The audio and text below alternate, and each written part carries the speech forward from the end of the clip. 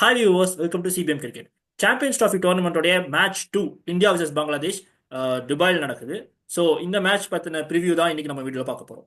So India and Bangladesh மேட்ச்சில் first வந்துட்டு யார் யார் மிஸ் அவுட் ஆவாங்க இந்த மேட்ச்சில், இந்த இந்த ஸ்குவாட் டீம் எப்படி இருக்கு, அதை பற்றி பாலா நீங்கள் எப்படி இருக்குன்னு கெஸ் பண்ணுறீங்க? ஆக்சுவலி நம்ம ஸ்குவாடு பார்க்குறப்போ வந்து என்னன்னா 5 ஸ்பின்னர்ஸ் எடுத்திருக்காங்கங்கிறப்போவே என்னன்னா இவ்வளோ ஸ்பின்னர்ஸ் எப்படி எதுக்கு தேவை. நம்ம ஆல்ரெடி நம்ம வந்து T20 வேர்ல்டு கப்லேயே பார்த்துருப்போம், துபாயில் தான் நடந்தது. ஸோ அப்போ வந்து ரொம்பவே ஸ்ட்ரகிள் பண்ணாங்க. இப்போ என்ன ஒரு நல்ல நியூஸ் என்னன்னா ஐஎல் T20ல வந்து பார்த்துருப்போம், அப்போ வந்து ஃபுல்லாக ஃபாஸ்ட் பவுலர்ஸ்க்கு வந்து எஃபெக்டிவாக போயிட்டு இருந்தது. இப்போ கொஞ்சமாக அந்த டியூலாம் வர்றது இல்லைங்கிற மாதிரி சொல்லியிருக்காங்க. ஸோ வந்து கொஞ்சம் ஸ்பின்னர்ஸ்க்கு grip கிடைக்குங்கிற மாதிரி ஒரு நியூஸ் வந்துட்டு இருக்கு. ஸோ அது வந்து ஒரு ஹாப்பி நியூஸ் ஃபார் இந்தியானே சொல்லலாம். ஸோ ஸ்பின்னர்ஸ்க்கு எஃபெக்டிவாக இருக்க போகுது. அதனால ஒன்றும் பிரச்சனை இல்லை. இப்போ பங்களாதேஷ் சைட்ல இருந்து பார்த்தோம்னா ஷக்கீப் அல் ஹாசன் அது வந்து ஒரு மிகப்பெரிய மிஸ்னே சொல்லலாம். ஏன்னா அவரோட அந்த ஆக்ஷன் காரணத்தினால அவர் வந்து வெளில போறாரு. கரெக்டா அவர் வந்து அந்த ஃபிட்னஸ் அந்த யோயோ டெஸ்ட் மாதிரி தான் நினைக்கிறேன். ஸோ அதுல வந்து அவர் கரெக்டா போல் பண்ணாதனால அவர் வந்து சாம்பியன்ஸ் ட்ராஃபி ஸ்குவாட்ல இருந்து வெளில போறாரு. ஆமாம். ஸோ அப்படி பார்க்கும்போது இப்போ இந்தியா டீமோட நீங்க சொன்ன மாதிரி துபாயில் ஸ்பின் வந்துட்டு இப்போ கொஞ்சம் ஒர்க் ஆகுதுங்கிறது இது இந்தியாவுக்கு அட்வான்டேஜாக இருக்கலாம். பட் அதே மாதிரி பங்களாதேஷ்லையுமே ஸ்பின்னர்ஸ் இருக்காங்க. இப்போ மெஹதி ஹசன் வந்துட்டு ஒரு ஆஃப் ஸ்பின்னர், அப்புறம் நாசும் அகமது வந்துட்டு ஒரு ஆஃப் ரி- spinner. Rishad Hossain leg spinner. ஆ ஆமாம், லெஃப்ட் ஆர்ம் ஆஃப் ஸ்பின் இருக்காரு நாசும் அகமது. அப்படி பார்க்கும்போது அவங்க சைட்லையுமே இது இருக்கு. பட் என்னதான் இருந்தாலும் இந்தியா டீமோட வந்துட்டு பங்களாதேஷ் வந்துட்டு எவ்வளோ டோர்னமெண்ட்ஸ் ஐசிசி டோர்னமெண்ட்ஸ் வின் பண்ணியிருக்காங்க அப்படின்னு பார்த்தா ரீசெண்டில் எடுத்துட்டோம்னா கொஞ்சம் ஸ்ட்ரகிள் ஆகிறாங்க. அது காரணம் இன்எக்ஸ்பீரியன்ஸ்டு சைடு அப்படின்னு நம்ம சொல்லலாம். But but correct. இந்தியா வந்துட்டு ரொம்ப எக்ஸ்பீரியன்ஸ்டு சைடாக இருக்காங்க. ஸோ இதை பற்றி பார்க்கும்போது இப்போ சொன்ன மாதிரி இந்தியா டீம்ல எல்லாருமே இந்த டூர்ல வந்துட்டு எல்லாருமே ஃபார்முக்கு வந்திருக்காங்க திருப்பி. ஸோ இது ஒரு அட்வான்டேஜ். பட் இருந்தாலும் துபாயில் நடக்க போகுது அப்படிங்கும்போது டாஸ் தான் பெரிய மேட்டரா இருக்கும். ஏன்னா அந்த ஃபர்ஸ்ட் ஆஃப் 50 ஓவர்ஸ் அந்த ஈவினிங் வரைக்கும் ஆடக்கூடியது ரொம்ப ஸ்ட்ரகிள். ஸோ சப்போஸ் இந்தியாவே பேட் பண்ணாலும் ரன் கம்மியாக வச்சிருந்தாங்கன்னா நம்ம பவுலர்ஸ் ஓகே பரவாயில்ல. பட் அவங்களுக்கான எக்ஸ்பீரியன்ஸ்டு மிடில் ஆர்டர்ஸ் இருக்காங்க. ஒரு மஹ்முதுல்லா, அப்புறம் மெஹ்தி ஹசன் மிராஸ், முஷ்ஃபிகுர் ரஹீம். ஸோ இவங்க 3 பேருமே வந்துட்டு நல்லா பெர்ஃபார்ம் பண்ணாங்கன்னா மேபி அவங்க சைடுமே போகிறதுக்கு அதிக சான்சஸ் இருக்கு. ஸோ இது ஒரு இந்த மேட்ச் வந்து டாஸ் ஒரு மெயின் குரூஷியல் ரோல் ப்ளே பண்ணும் அப்படின்னு நான் கெஸ் பண்றேன். ஸோ நம்ம வந்துட்டு பார்ப்போம் யாரு வின் பண்ண போறாங்க சொல்லிட்டு. எப்படியோ அட்வான்டேஜ் வந்துட்டு இப்போ பார்த்தீங்கன்னா 70-13 ரேஞ்சில் தான் இந்தியா vs பங்களாதேஷ் மேட்ச்ல இருக்க போகுது. பட் இருந்தாலும் நம்ம அப்படியே பிளேயிங் லெவனில் போயிடலாம். ஸோ இந்தியா ஸ்குவாட் பார்த்துருக்கேன். இந்தியா ஸ்குவாட்ல இருந்து எந்த பிளேயிங் லெவன் எடுத்துட்டு போவாங்க பங்களாதேஷ் மேட்சுங்கும் போது யாரை ஃபர்ஸ்ட் ப்ரிஃபர் பண்ணுவாங்கன்னு கெஸ் பண்றேன். ஆக்சுவலி இந்தியா வந்து இந்த மேட்ச்ல வந்து முகமது ஷமியை தான் வந்து எடுத்துட்டு போவாங்க. நான் என்ன சொல்லுவேன்னா முகமது ஷமிக்கு வந்து ஒரு ரெஸ்ட் கொடுக்கலாம். ஏன்னா பங்களாதேஷ் தான், ஏன்னா அந்த அளவுக்கு ஒன்றும் பெரிய ஸ்குவாடுங்கிற மாதிரி சொல்ல முடியாது. ஏன்னா இப்போ ஷக்கீப் வந்து ஒரு பெரிய பிளேயர் மிஸ் ஆகுறாரு. மெஹமுதுல்லா வந்து அவரோட கடைசி சாம்பியன்ஸ் ட்ராஃபிங்கிற மாதிரி சொல்லியிருக்காரு. ஸோ அவரும் வந்து எந்த அளவுக்கு அவரோட எஃபெக்டிவாக இருப்பாருங்கிறது இல்லை. முஷ்ஃபிகர் இருக்காரு, மேடி ஹசன் நல்ல ஒரு ஆல்ரவுண்டர். ஸோ அதில் எந்த ஒரு டவுட்டும் கிடையாது. ஸோ இப்படி இருக்குங்கிறப்போ நம்ம முகமது ஷமியோட அந்த பவுலிங் அந்த எஃபெக்டிவ் வந்து இவங்கள்ட்ட காமிக்கணுமா அப்படிங்கிறது வந்து நம்ம ஒரு இது. ஏன்னா இப்போ இன்ஜுரி கப்பர்லேருந்து வராருங்கிறப்போ அவரை ரெஸ்ட் பண்ணிட்டு மேபி ஹச்சித்ரானா ஒரு அர்ஷதீப் அந்த மாதிரி ஒரு ட்ரை பண்ணால் நல்லா இருக்குங்கிற மாதிரி தோணுது. ஏன்னா அவரை வந்து அப்படியே பதுக்கி வச்சுக்கலாம் முகமது ஷமியை. ஏன்னா அடுத்து பாகிஸ்தான் வராங்க, நியூசிலாந்து வராங்கங்கிறப்போ கொஞ்சம் அப்படியே ஒரு இன்னுமே வந்து ஃபுல் ஃபிட் ஆவார்ல. ஸோ அந்த மாதிரி பட் சொல்றேன். ஓகே, நீ என்ன சொன்னாலும் ஆனா முகமது ஷமி இல்லாம போறது இப்போ பங்களாதேஷ் சைட்ல வந்துட்டு நம்ம ஒரு வின்னிங் இல்ல மேட்ச். போக மாட்டாங்க, ஜஸ்ட் ஒரு கன்சர்ன்ங்கிற மாதிரி நான் சொல்றேன். ஏன்னா இன்னுமே ஃபுல் ஃபிட் ஆவார்ல உனக்கு, இவங்கள்ட்ட வந்து நம்ம எக்ஸ்போஸ் பண்ண வேணாம்னு சொல்றேன். கரெக்ட் தான். பட் இருந்தாலுமே எப்படின்னா இது எந்த அளவுக்கு India work out India team வந்துட்டு பண்ணுவாங்க அப்படின்றது தெரியல. ஏன்னா நீ சொன்ன மாதிரி ஹர்ஷதீப் அண்ட் ஹர்ஷித் ராணா, முகமது ஷமி 3 பேர்த்த வச்சுமே போகிறதுக்கும் அதிக சான்சஸ் இருக்கு. பட் என்ன அக்ஸர் ஜடேஜா 2 பேர்த்துல யாரும் உட்காரணும் அந்த மாதிரி ஒரு சுச்சுவேஷன் இருக்கும். இல்லை குல்தீப் யாதவ் அந்த மாதிரி யாராவது ஒருத்தவங்க உட்கார வச்சுமே. பட் அவங்க எடுத்ததே வந்து ஸ்பின்னர்ஸ் அதிகமாக எடுத்திருக்காங்க போது மோஸ்ட்லி ஸ்பின்னர்ஸ் தான் போவாங்கன்னு கெஸ் பண்றேன். ஸோ பிளேயிங் லெவன் பார்த்தலாம். ஓப்பனிங் ஆஸ் யூஷுவல் சொன்ன மாதிரி ரோஹித் அண்ட் சுப்மன் கில். அண்ட் 1 டவுன்ல வந்துட்டு விராட் கோலி. நம்பர் 4ல வந்துட்டு இவர் ஸ்ரேயாஸ் ஐயர் வந்துருவாரு. And five share. கேஎல் ராகுல் வருவாரு. அண்ட் 6ல வந்துட்டு இங்கே தான் வந்துட்டு அக்ஷர் பட்டேலை வந்துட்டு கொண்டு வருவாங்க. ஸோ அக்ஷர் பட்டேல் வந்துட்டு at number 6. And at number 7 Hardik Pandya. And 8ல வந்துட்டு அஹ், யாருன்னா ஜடேஜா இருப்பாரு கண்டிப்பா. ஸோ அக்ஷர் அண்ட் ஜடேஜா 2 பேருமே டீம்ல இருப்பாங்க. ஏன்னா ஜடேஜா மேலான ஒரு எக்ஸ்பீரியன்ஸ்டு பிளேயர். அதுவுமே மிடில் ஓவர்ஸ்ல போடக்கூடிய அவரோட ஸ்பின்னு துபாய் கண்டிஷனுக்கு எவ்வளவு ஒர்க் அவுட் ஆகும்னா கண்டிப்பா. அதனால இந்தியா டீம் வந்துட்டு நம்ம இப்ப இந்தியாவோட ஓடிஐ சீரீஸ்லயுமே வந்து 2 மேட்ச் வந்து நல்லா போட்டாரு. ம், ரெண்டு ம். மேட்ச்லயுமே 40க்கு கீழே தான் வந்து போட்டிருக்காருன்னா ஸோ எந்த அளவுக்கு எஃபெக்டிவா போடுறாருங்கிறது பார்க்கணும். அதுதான். ஸோ ஏன்னா அப்படி அவர் வந்து ரீசெண்டா ஒரு இன்டர்வியூலயுமே சொல்லியிருந்தாரு என்னன்னா இப்போ அந்த ரஞ்சி ட்ராஃபி விளாண்டாரு ரவீந்திர ஜடேஜா. ஸோ அதுல வந்து அந்த மாதிரி டொமஸ்டிக் விளாண்ட எனக்கு அந்த ஒரு எஃபெக்டிவ்னஸ் கிடைச்சது. ஸோ அதனாலதான் வந்து இப்போ ஓடியில் எஃபெக்டிவா போட முடியுதுன்னு சொல்லியிருந்தார். ஸோ அது அது ஒரு அவருக்கு ஒரு அட்வான்டேஜ். ஏன்னா அது துபாய் கண்டிஷன்ல ஸ்பின்னு வந்துட்டு நல்லா ஒர்க் அவுட் ஆகும். அவர் லெஃப்ட் ஆர்ம் போது நல்லா நிறைய விக்கெட்ஸ் எடுக்கிறதுக்கு அதிக சான்சஸ் இருக்கு. ஸோ நம்ம பிளேயர் டு வாட்ச் அவுட் ஃபார்ல அது யாருன்னு பார்த்தலாம். அண்ட் நம்பர் 8ல வந்து ஜடேஜா வருவார். பட் எனக்கு என்னன்னா ஜடேஜாவே வந்துட்டு அக்ஷர் பட்டேலோட பொசிஷன்ல ஆட வேண்டியவர்.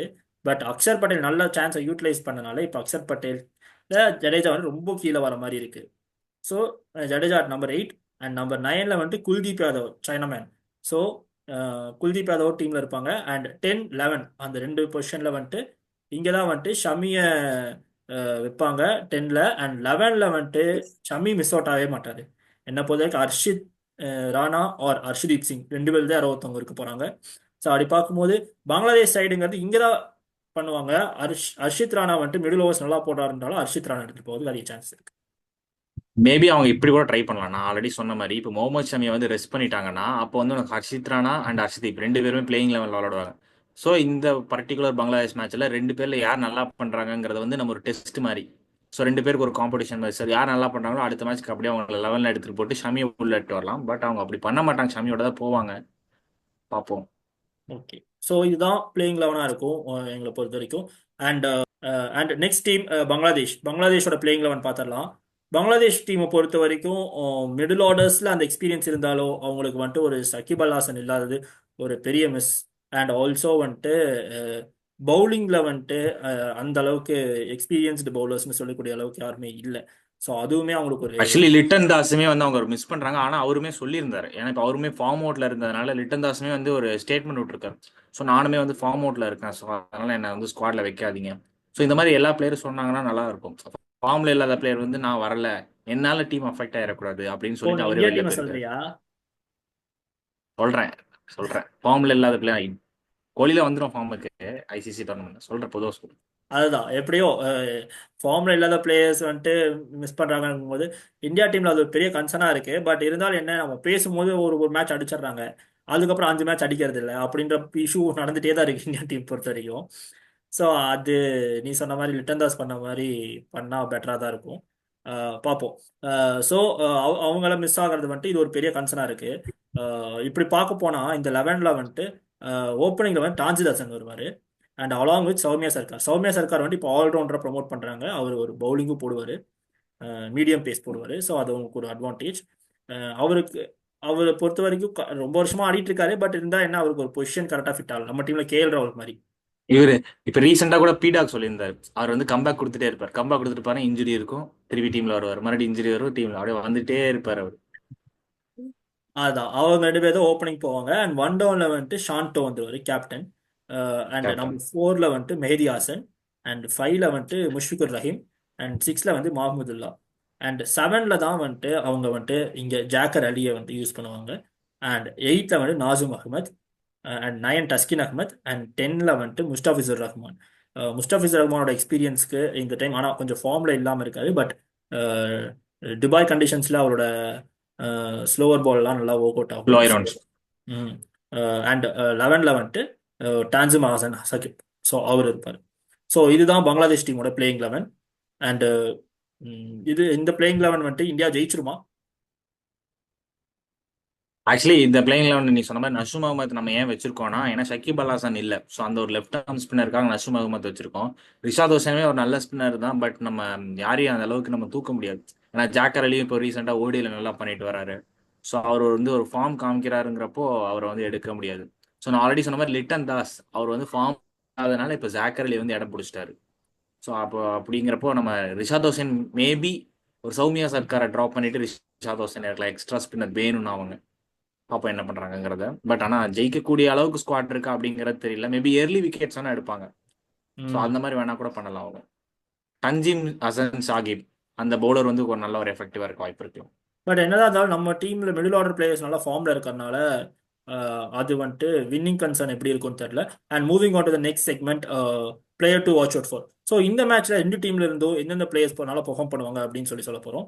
அண்ட் ஃபர்ஸ்ட் இந்தியா டீமில் வந்துட்டு ஒரு பேட்ஸ்மேனாக யாரை சொல்ல போகிறோன்னா ஷ்ரேயஸ் ஐயர். ஷ்ரேயஸ் ஐயரோட கரண்ட் ஃபார்ம் எப்பவுமே சூப்பராக இருக்குது. அண்ட் இந்த மேட்ச்சில் பங்களாதேஷ் டீம் கூட கண்டிப்பாக ஷ்ரேயஸ் ஐயர் நல்லா பெர்ஃபார்ம் பண்ண அதிக சான்சஸ் இருக்குது. So Shreyas Iyer is the player to watch out for. And பவுலிங்கில் பார்த்தீங்கன்னா இந்தியா டீமில் ரவீந்திர ஜடேஜா வந்துட்டு ஒரு பிளேயர் டு வாட்ச் அவுட் ஃபாராக இருப்பார் இந்த டீமில். அண்ட் பங்களாதேஷ் பொறுத்த வரைக்கும் மெஹதி ஹாசன் மிராஸ் வந்துட்டு கண்டிப்பாக player to watch out for.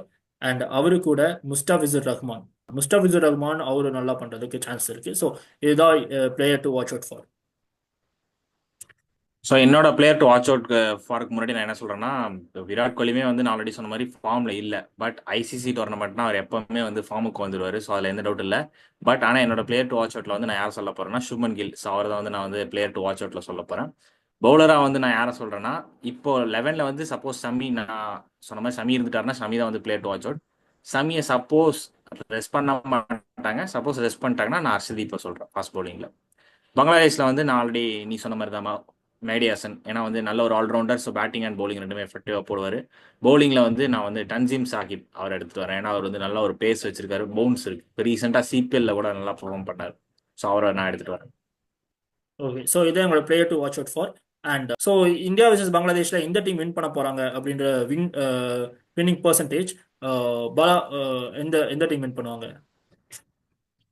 டெஃபினட்டா வந்து இந்தியா தான் வின் பண்ணுவாங்க. மேபி அந்த ஏர்லி விக்கெட்ஸ்லாம் வந்து பங்களாதேஷ் எடுக்கிறதுனால அவங்களுக்கு ஒரு 10% இல்லை 20% கொடுக்கலாம். பட் ஆனால் இந்தியா தான் வின் பண்ணுவாங்க. ஸோ 80-20 போறியா? நான் 70-30 சொல்கிறேன்.